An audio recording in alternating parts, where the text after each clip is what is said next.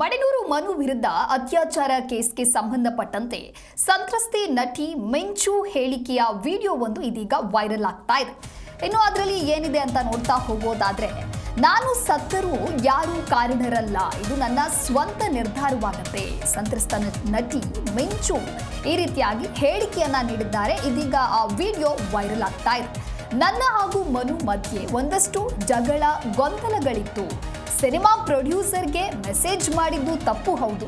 ಸಿನಿಮಾಗೆ ತೊಂದರೆ ಕೊಡುವಂತಹ ಉದ್ದೇಶ ನನ್ನದಲ್ಲ. ಲಾಯರ್ನ ಮೀಟ್ ಮಾಡಿಸಿ ನನ್ನ ತಪ್ಪಿನ ಅರಿವನ್ನ ಮಾಡಿಸಿದ್ರು. ಯಾರೂ ಒತ್ತಾಯಪೂರ್ವಕವಾಗಿ ದೂರು ನೀಡಿಲ್ಲ. ಅಕಸ್ಮಾತ್ ನಾನು ಸತ್ರೂ ಕೂಡ ಯಾರೂ ಕಾರಣರಲ್ಲ. ಏನಿದ್ರು ನಮ್ಮ ಮಧ್ಯೆ ಇರಬೇಕಿತ್ತು. ಇದು ನನ್ನ ಸ್ವಂತ ನಿರ್ಧಾರ. ಕುಲದಲ್ಲಿ ಕೀಳ್ಯಾವುದೋ ಸಿನಿಮಾಗೆ ಒಳ್ಳೇದಾಗಲಿ ಅನ್ನೋದಾಗಿ ಒಂದು ವಿಡಿಯೋ ವೈರಲ್ ಆಗಿದೆ. ನನ್ನ ಮನು ನಡುವೆ ಒಂದಷ್ಟು ಗೊಂದಲಗಳಿತ್ತು. ಸೊ ಹಾಗಾಗಿ ನಾವು ಜಗಳಗಳು ಅದು ಇದು ಎಲ್ಲ ಆಗಿ ನಾನು ಸ್ವಲ್ಪ ಪ್ರೊಡ್ಯೂಸರ್ಗೆ ಮೆಸೇಜ್ ಮಾಡಿದ್ದು ಹೌದು. ಸೊ ಮೆಸೇಜ್ ಮಾಡಿದ್ದು ತಪ್ಪು. ನನ್ನದೇನಿದ್ರು ಅವನ ಮಧ್ಯೆನೇ ಇರಬೇಕಾಗಿತ್ತು. ಸೊ ಸಿನಿಮಾಗೆ ತೊಂದರೆ ಕೊಡೋ ಉದ್ದೇಶದಿಂದ ನಾನು ಆ ಮೆಸೇಜ್ ಮಾಡಿರಲಿಲ್ಲ. ಬಟ್ ಆದರೂ ಅದು ಸಿನಿಮಾಗೆ ತೊಂದರೆ ಆಗ್ತಿದೆ ಅಂತ ನನಗೆ ಗೊತ್ತಾಯಿತು. ಎಲ್ಲ ಕೂತು ಅವರು ಒಬ್ಬರು ಲಾಯರ್ನ ಕರೆಸಿ ನಮಗೆ ನಮ್ಮ ತಪ್ಪುಗಳನ್ನ ಅರಿವು ಮಾಡಿಸಿದ್ರು. ಸೊ ನಾನು ಏನೇ ಅಕಸ್ಮಾತ್ ನಾನು ಸತ್ರೂ ಕೂಡ ಇದಕ್ಕೆ ಯಾರೂ ಕಾರಣ ಅಲ್ಲ. ಇದು ನನ್ನ ಸ್ವಂತ ನಿರ್ಧಾರ. ಮನುನೇ ಆಗಲಿ, ಪ್ರೊಡ್ಯೂಸರ್ ಆಗಲಿ, ಸಿನಿಮಾ ತಂಡ ಆಗಲಿ, ನನ್ನ ಯಾವುದೇ ಸ್ನೇಹಿತರಾಗಲಿ ಯಾರೂ ಕಾರಣ ಅಲ್ಲ. ಇದು ನನ್ನ ಸ್ವಂತ ನಿರ್ಧಾರನೇ ಆಗಿರುತ್ತೆ. ಹಾಗೆ ಕುಲದಲ್ಲಿ ಕೀಳ್ಯಾವುದೋ ಸಿನಿಮಾವೇ ಒಳ್ಳೆಯದಾಗಲಿ. ನನ್ನ ಮನು ನಡುವೆ ಒಂದಷ್ಟು ಗೊಂದಲಗಳಿತ್ತು. ಸೊ ಹಾಗಾಗಿ ನಾವು ಜಗಳಗಳು ಅದು ಇದು ಎಲ್ಲ ಆಗಿ ನಾನು ಸ್ವಲ್ಪ ಪ್ರೊಡ್ಯೂಸರ್ಗೆ ಮೆಸೇಜ್ ಮಾಡಿದ್ದು ಹೌದು. ಸೊ ಮೆಸೇಜ್ ಮಾಡಿದ್ದು ತಪ್ಪು. ನನ್ನದೇನಿದ್ರು ಅವನ ಮಧ್ಯೆನೇ ಇರಬೇಕಾಗಿತ್ತು. ಸೊ ಸಿನಿಮಾಗೆ ತೊಂದರೆ ಕೊಡೋ ಉದ್ದೇಶದಿಂದ ನಾನು ಆ ಮೆಸೇಜ್ ಮಾಡಿರಲಿಲ್ಲ. ಬಟ್ ಆದರೂ ಅದು ಸಿನಿಮಾಗೆ ತೊಂದರೆ ಆಗ್ತಿದೆ ಅಂತ ನನಗೆ ಗೊತ್ತಾಯಿತು. ಎಲ್ಲ ಕೂತು ಅವರು ಒಬ್ಬರು ಲಾಯರ್ನ ಕರೆಸಿ ನಮಗೆ ನಮ್ಮ ತಪ್ಪುಗಳನ್ನ ಅರಿವು ಮಾಡಿಸಿದ್ರು. ಸೊ ನಾನು ಏನೇ ಅಕಸ್ಮಾತ್ ನಾನು ಸತ್ರೂ ಕೂಡ ಇದಕ್ಕೆ ಯಾರೂ ಕಾರಣ ಅಲ್ಲ.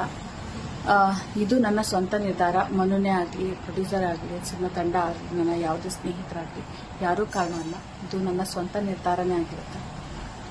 ಹಾಗೆ ಕುಲದಲ್ಲಿ ಕೀಳ್ಯಾವುದೋ ಸಿನಿಮಾವೇ ಒಳ್ಳೆಯದಾಗಲಿ. ನನ್ನ ಮನು ನಡುವೆ ಒಂದಷ್ಟು ಗೊಂದಲಗಳಿತ್ತು. ಸೊ ಹಾಗಾಗಿ ನಾವು ಜಗಳಗಳು ಅದು ಇದು ಎಲ್ಲ ಆಗಿ ನಾನು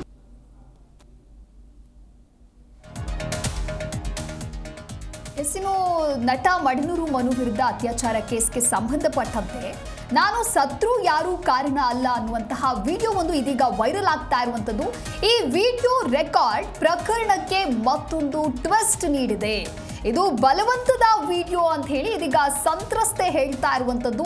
ಕಳೆದ ಏಪ್ರಿಲ್ನಲ್ಲಿ ಮನು ಮಾಡಿಸಿದಂತಹ ವಿಡಿಯೋ ಇದು. ನಾನು ಪೊಲೀಸರಿಗೆ ಮಾಹಿತಿಯನ್ನ ನೀಡಿದ್ದೇನೆ ಅಂತ ಹೇಳಿ ಸಂತ್ರಸ್ತೆ ಇದೀಗ ಮತ್ತೊಂದು ಹೇಳಿಕೆಯನ್ನ ಕೊಟ್ಟಿದ್ದಾರೆ. ಆದ್ರೆ ಈ ವಿಡಿಯೋ ರೆಕಾರ್ಡ್ ಏನ್ ಮಾಡಿದ್ದಾರೆ ಅದು ಈಗ ಈ ಒಂದು ಪ್ರಕರಣಕ್ಕೆ ಟ್ವಿಸ್ಟ್ ಆಗಿ ಪರಿಣಮಿಸಿದೆ. ಹಾಗಾಗಿ ವಿಚಾರಣೆಯ ನಂತರದಲ್ಲಿ ಯಾವುದು ಸತ್ಯ ಯಾವುದು ಸುಳ್ಳು ಅನ್ನೋದು ಬಯಲಿಗೆ ಬರಲಿದೆ.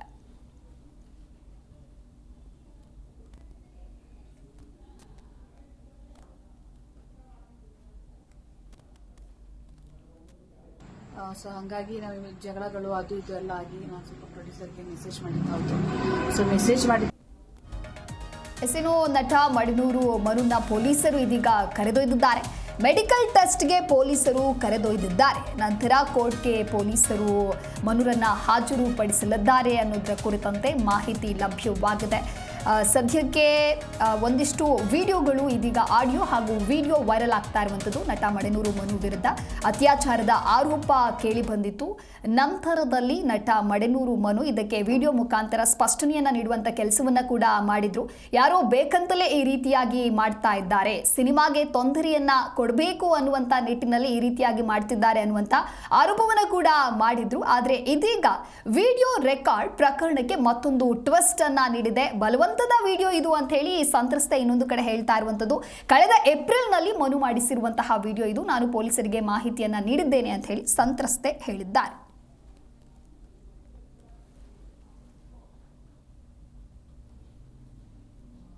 ಈ ಕುರಿತಂತೆ ಮತ್ತಷ್ಟು ಮಾಹಿತಿಯನ್ನ ನೀಡಲಿದ್ದಾರೆ ನಮ್ಮ ಪ್ರತಿನಿಧಿ ವಿಶ್ವ ಲೈವ್ನಲ್ಲಿ ಜಾಯ್ನ್ ಆಗ್ತಾ ಇದ್ದಾರೆ. ವಿಶ್ವ, ಏನು ಮಡಿನೂರು ಮನು ವಿರುದ್ಧ ಅತ್ಯಾಚಾರ ಕೇಸ್ಗೆ ಸಂಬಂಧಪಟ್ಟಂತೆ ಇದೀಗ ವಿಡಿಯೋ ಒಂದು ಬಾರಿ ವೈರಲ್ ಆಗ್ತಾ ಇದೆ. ಹಾಗಾಗಿ ಈ ವೈರಲ್ ಆಗಿರುವಂತಹ ವಿಡಿಯೋ ಈ ಕೇಸ್ಗೆ ಮತ್ತಷ್ಟು ಟ್ವಿಸ್ಟ್ ನೀಡ್ತಾ ಇದೆ. ಈ ಕುರಿತಂತೆ ಡೀಟೇಲ್ಸ್ ಕೊಡ್ತಾ ಹೋಗೋದಾದ್ರೆ ದಿವ್ಯಾ, ಮೊದಲೇದಾಗಿ ಕಾಮಿಡಿ ಕಿಲಾಡಿಗಳು ಖ್ಯಾತಿಯ ಮತ್ತು ಈಗ ಸದ್ಯಕ್ಕೆ ಉದಯೋನ್ಮುಖ ನಟ ಇವತ್ತು ಏನೋ ಸಿನಿಮಾ ತೆರೆಗೆ ಬರ್ತಾ ಇದೆಯಲ್ಲ, ಆ ಒಂದು ಸಿನಿಮಾದ ನಾಯಕ ನಟ ಮಡೇನೂರು ಮನು ವಿರುದ್ಧವಾಗಿ ಒಂದು ಅತ್ಯಾಚಾರ ಪ್ರಕರಣ ದಾಖಲಾಗಿರುತ್ತೆ. ಈ ಹಿನ್ನೆಲೆಯಲ್ಲಿ ಅನ್ನಪೂರ್ಣೇಶ್ವರ ನಗರ ಪೊಲೀಸರು ಆತನನ್ನು ಬಂಧಿಸಿ ಈಗ ವಿಚಾರಣೆಯನ್ನು ಕೂಡ ನಡೆಸ್ತಾ ಇರುವಂಥದ್ದು. ಪ್ರಮುಖವಾಗಿ ಆತನು ಕೂಡ ಒಂದು ವಿಡಿಯೋವನ್ನು ಮಾಡಿರ್ತಾನೆ. ನನಗೂ ಮತ್ತು ಈ ಕೇಸ್ಗೂ ಯಾವುದೇ ರೀತಿಯಾದಂತಹ ಸಂಬಂಧ ಇಲ್ಲ ಮತ್ತು ನಮ್ಮಿಬ್ಬರ ಮಧ್ಯೆ ಆತ್ಮೀಯತೆ ಇದ್ದುದು ನಿಜ, ಆದರೆ ಇದನ್ನು ಮಿಸ್ಯೂಸ್ ಮಾಡ್ಕೊಳ್ಳಲಾಗ್ತಾ ಇದೆ ಅಂತ ಒಂದು ವಿಡಿಯೋವನ್ನು ಕೂಡ ಹರಿಬಿಟ್ಟಿದ್ದ. ಅದಾದಮೇಲೆ ಪೊಲೀಸರು ಕೂಡ ಅತ್ಯಾಚಾರ ಪ್ರಕರಣವನ್ನು ದಾಖಲು ಮಾಡಿಕೊಂಡು ಸಂತ್ರಸ್ತೆಯ ಒಂದು ದೂರೇನಿದೆ ಅದರ ಆಧಾರದ ಮೇಲೆ ಈತನನ್ನು ಬಂಧನ ಕೂಡ ಮಾಡಿದರು. ನಿನ್ನೆ ಈತನನ್ನು ಪಿಕ್ ಮಾಡ್ಕೊಂಡು ಕರ್ಕೊಂಡು ಬಂದು ಈಗಾಗಲೇ ವಿಚಾರಣೆಯನ್ನು ಕೂಡ ನಡೆಸ್ತಾ ಇರುವಂಥದ್ದು. ಈಗ ಸದ್ಯಕ್ಕೆ ಸ್ಥಳ ಹಾಜರಾಗಿರ್ಬೋದು, ಮೆಡಿಕಲ್ ಟೆಸ್ಟ್ ಆಗಿರ್ಬೋದು. ಇದಾದ ಮೇಲೆ ನೇರವಾಗಿ ಆತನನ್ನು ಕೋರ್ಟ್ಗೆ ಹಾಜರುಪಡಿಸಿ ಮತ್ತಷ್ಟು ದಿನಗಳ ಕಾಲ ಕಸ್ಟಡಿಗೆ ಪಡೆದುಕೊಳ್ಳುವಂತಹ ಸಾಧ್ಯತೆ ಕೂಡ ಇದೆ. ಇದೊಂದು ಭಾಗ. ಮತ್ತು ಏನು ಈ ಒಂದು ವಿಡಿಯೋ ಅಂತಂದರೆ ಈಗ ಸಾಮಾಜಿಕ ಜಾಲತಾಣದಲ್ಲಿ ವೈರಲ್ ಆಗ್ತಾ ಇದೆ. ಅಂದರೆ ಸ್ವತಃ ಸಂತ್ರಸ್ತೆ ಒಂದು ಹೇಳಿಕೆಯನ್ನು ಕೊಡ್ತಾಳೆ. ಅದರಲ್ಲಿ ಸ್ಪಷ್ಟವಾಗಿ ಹೇಳಿರುವಂಥದ್ದು, ಸಿನಿಮಾಗೆ ಯಾವುದೇ ರೀತಿಯಲ್ಲೂ ಕೂಡ ತೊಂದರೆ ಕೊಡುವಂತಹ ಉದ್ದೇಶ ನನಗಿಲ್ಲ. ಸಿನಿಮಾ ಯಶಸ್ವಿ ಆಗಲಿ ಮತ್ತು ಮನು ವಿರುದ್ಧವಾಗಿ ನಾನು ಯಾವುದೇ ರೀತಿಯಾದಂತಹ ಆರೋಪವನ್ನು ಕೂಡ ಮಾಡೋದಿಲ್ಲ. ನಾನು ಸತ್ರೂ ಕೂಡ ಅದಕ್ಕೆ ಯಾರು ಕಾರಣ ಇಲ್ಲ ಅನ್ನೋ ಒಂದು ಆ್ಯಂಗಲ್ನಲ್ಲಿ ಒಂದು ವಿಡಿಯೋವನ್ನು ಕೂಡ ಹರಿಬಿಡಲಾಗಿತ್ತು. ಆದರೆ ಅದು ಹಳೆಯ ವಿಡಿಯೋ ಅನ್ನೋ ಒಂದು ಸ್ಪಷ್ಟನೆಯನ್ನು ಕೂಡ ಈಗ ಸಂತ್ರಸ್ತೆ ಕೊಡ್ತಾ ಇರುವಂಥದ್ದು. ಸದ್ಯಕ್ಕೆ ಸಂತ್ರಸ್ತೆ ಆರೋಪ ಏನಿದೆ, ಆ ಒಂದು ಖಾಸಗಿ ವಿಡಿಯೋಗಳನ್ನು ಕೂಡ ಅಂದರೆ ಖಾಸಗಿಯಾಗಿದ್ದಂತಹ ಸಂದರ್ಭದಲ್ಲಿ ಕೆಲವೊಂದು ವಿಡಿಯೋಗಳನ್ನು ಮಾಡ್ಕೊಂಡಿದ್ದಾರೆ. ಅದೇ ರೀತಿಯಾಗಿ ಫೋಟೋವನ್ನು ಕೂಡ ರೆಕಾರ್ಡ್ ಮಾಡ್ಕೊಂಡಿರುವಂಥದ್ದು. ಫೋಟೋವನ್ನು ಕ್ಲಿಕ್ಕಿಸ್ಕೊಂಡು ನನಗೆ ಬ್ಲ್ಯಾಕ್ ಮೇಲ್ ಮಾಡಿದ್ದಾನೆ ಅನ್ನೋದು ಗಂಭೀರ ಆರೋಪ ಕೂಡ ಇರುವಂಥದ್ದು. ಹೀಗಾಗಿ ನಿನ್ನೆ ಮನು ಮೊಬೈಲನ್ನು ಕೂಡ ಅಧಿಕಾರಿಗಳು ಸೀಸ್ ಮಾಡಿದ್ದಾರೆ. ಅದೇ ರೀತಿಯಾಗಿ ಅದನ್ನು FSLಗೂ ಕೂಡ ಕಳಿಸಿರುವಂಥದ್ದು. ಫೋಟೋ ಏನಾದರೂ ಮತ್ತು ವಿಡಿಯೋ ಏನಾದರೂ ಡಿಲೀಟ್ ಆಗಿತ್ತು ಅಂತಂದರೆ ಅದು FSL ರಿಟ್ರೀವ್ ಆಗುತ್ತೆ. ಆ ಸಂದರ್ಭದಲ್ಲಿ ಮನುಗೆ ಸಾಕಷ್ಟು ಸಂಕಷ್ಟಗಳು ಕೂಡ ಎದುರಾಗುವಂತಹ ಸಾಧ್ಯತೆ ಕೂಡ ಇದೆ. ಇನ್ನು ಇವತ್ತು ತಾನು ರಿಜಿಸ್ಟರ್ ಮಾಡಿರುವಂತಹ ದೂರೇನಿದೆ ಅದರ ಆಧಾರದ ಮೇಲೆ ಸಂತ್ರಸ್ತೆಯ ಹೇಳಿಕೆಯನ್ನು ಕೂಡ ದಾಖಲು ಮಾಡಿಕೊಳ್ಳುವಂತಹ ಕೆಲಸವನ್ನು ಇವತ್ತು ಅಧಿಕಾರಿಗಳು ಮಾಡ್ತಾ ಇದ್ದಾರೆ. ಈಗಾಗಲೇ ಠಾಣೆಯಲ್ಲೇ ಸಂತ್ರಸ್ತೆ ಇರುವಂಥದ್ದು. ಆಕೆಯ ಪ್ರತಿಯೊಂದು ಹೇಳಿಕೆಯನ್ನು ಕೂಡ ದಾಖಲು ಮಾಡಿಕೊಂಡು ಮತ್ತು ರೆಕಾರ್ಡನ್ನು ಕೂಡ ಮಾಡಿಕೊಂಡು ಅಧಿಕಾರಿಗಳು ಮುಂದಿನ ತನಿಖೆಯನ್ನು ನಡೆಸೋದಕ್ಕೂ ಕೂಡ ಸಿದ್ಧತೆಯನ್ನು ನಡೆಸಿರುವಂಥದ್ದು. ಒಟ್ಟಾರೆಯಾಗಿ ಏನು ಮಡೇನೂರು ಮನು ಈ ಒಂದು ಅತ್ಯಾಚಾರ ಪ್ರಕರಣದಲ್ಲಿ ಸಿಲುಕೊಂಡಿದ್ದಾರೆ, ಆತನನ್ನು ಬಂಧಿಸಿ ವಿಚಾರಣೆ ನಡೆಸುವಂತಹ ಕೆಲಸವನ್ನು ಒಂದು ಕಡೆ ಮಾಡಿದ್ದಾರೆ. ಮತ್ತೊಂದು ಕಡೆ ಸಂತ್ರಸ್ತೆಯ ಹೇಳಿಕೆ. ಇನ್ನು ಮುಂದಿನ ದಿನಮಾನಗಳಲ್ಲಿ ಈ ಪ್ರಕರಣಕ್ಕೆ ಸಂಬಂಧಪಟ್ಟಂತೆ ಸಾಕ್ಷ್ಯಾಧಾರಗಳನ್ನು ಕೂಡ ಕಲ್ಪಿಸಿಕೊಂಡು ಮತ್ತು ಅಲ್ಲಿ ಏನೆಲ್ಲ ಎವಿಡೆನ್ಸ್ಗಳು ಸಿಗುತ್ತೆ ಅದರ ಆಧಾರದ ಮೇಲೆ ತನಿಖೆಯನ್ನು ನಡೆಸೋದಕ್ಕೆ ಅಧಿಕಾರಿಗಳು ಸಿದ್ಧರಾಗಿರುವಂಥದ್ದು. ಓಕೆ, ಥ್ಯಾಂಕ್ ಯು ವಿಶ್ವನಾಥ್ ನಿಮ್ಮೆಲ್ಲ ಮಾಹಿತಿಗಾಗಿ.